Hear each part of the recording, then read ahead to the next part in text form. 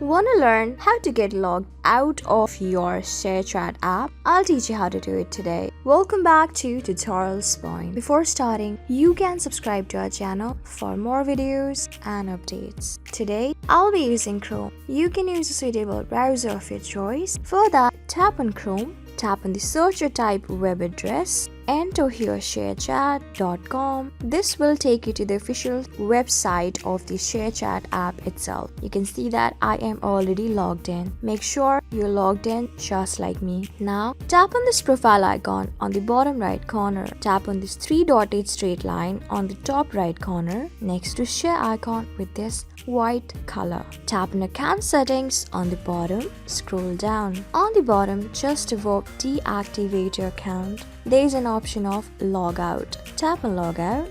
If you're sure you want to log out, you can tap on OK, and you can see that you can use registered phone number to log in to the same account again. Tap on OK. So just by doing it, you can see that you have been logged out of your own Sharechat account. So this is how you do it. I hope this video is really helpful for you and I was able to help you. I am going to see you on the next video. Till then, keep calm, stay safe, and goodbye.